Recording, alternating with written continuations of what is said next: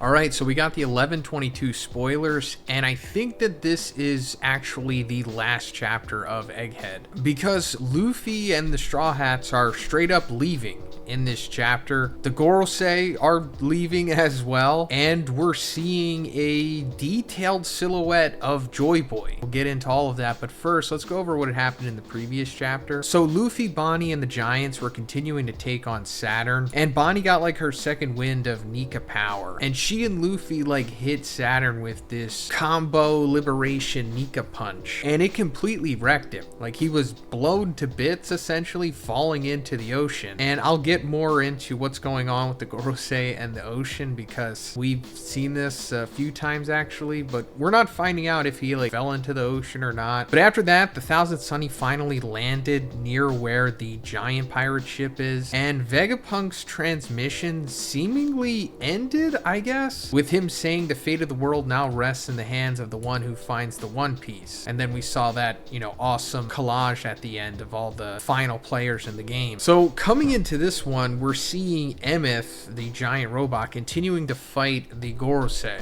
So that's pretty much the last thing that we saw in the previous chapter of them, I suppose. It was Mercury and Jupiter taking on Emeth here. Mars got blown away by Luffy, and Nostro got like blown up by Atlas. Other than that, I don't know what he's doing. So I guess it's just Mercury and Jupiter that are fighting Emeth here. And going more into that fight, Emeth uses a massive haki attack that Joy Boy sealed on it in the past. Okay, so that's pretty exciting. We knew that it was going to be something like this, because Emeth kept asking like, oh, is now the time? Is now the right time to use it, quote unquote? Something that Joy Boy told him to use when the time was right. Now, what he told him exactly, still up in the air. Now, I don't know how Joy Boy sealed it on Emeth. I guess technologically he did, or it's just some kind of super advanced, you know, highest level of haki where he can just apply it to something, have it stored there, or it's just, you know, ancient kingdom technology, but still it has something to do with haki. And this is I guess blowing the Gorosei away, because every Gorosei is sent back to Mary Geoise. Now, I don't think Emeth like blasted them all the way there. I think they all chose to return after getting essentially defeated here, because like I was saying before, I think we saw the end of Vegapunk's transmission in the previous chapter. It was just him saying like, yeah, whoever gets the One Piece controls the world, essentially. So they failed in stopping the message and pretty much doing anything. The only thing that they succeeded in, I guess, was killing Vegapunk, but that just ruined things for them anyway, in more ways than one. And I guess they all decided to use their portals to get back to Mary Geoise. Still unknown if they're like immune to water, you know, like if they're actually devil fruit users or not. Like back in the past, of course, they could have ate these mythical Zoan yokai fruits, but there's also a chance that due to how old they are and the ambiguous origins of devil fruits, it's like possible that they're doing something else entirely. Like maybe they are those creatures, or they're able to transform into them for some other reason than eating a devil fruit, or they just ate some kind of special devil fruits that don't have a weakness to water, because like I've also speculated about before, they could have had the first pick of devil fruits after Emu hypothetically planted one of the first trees that bared them. But this is also another reason that makes me think that this is like the final chapter of this arc, because, you know, they're gone now. They were like the big bads of this arc. So I guess the big ending moment was Luffy and Bonnie laying out Saturn, and then Emeth laying out Mercury and Jupiter. And on top of that, going further, the Straw Hats are leaving Egghead. So yeah, that's it. I think we're finally going to Elbaf after this, or we're at least headed there, because in the previous chapter we saw the Sunny finally land where the giant pirate ship was. So yeah, I guess it's about time we finally start moving on to Elbaf. I'm not saying rush it, of course, because it's not going to be rushed regardless, but it just felt like this arc could have ended, I don't know, maybe even 10 chapters ago. Alright, so there's an update as I was making this. Apparently all of the Gorosei have returned to the authority room in Mary Geoise in their human forms, except for Saturn, who remains at Egghead. So that's interesting. I don't know if he's staying there on purpose, or if he got knocked into the ocean like what we were talking about, and he's like stuck there, or he just chose to stay behind and collect the Seraphim, I guess, unless they're like on the ships or whatever. But I guess there are other things that he stayed behind to collect, or maybe he has to do something with York, because I don't think he's fighting anyone at this point, right? Everyone's left. We see the original Joy Boy a bit. but like a silhouette, but more detailed this time.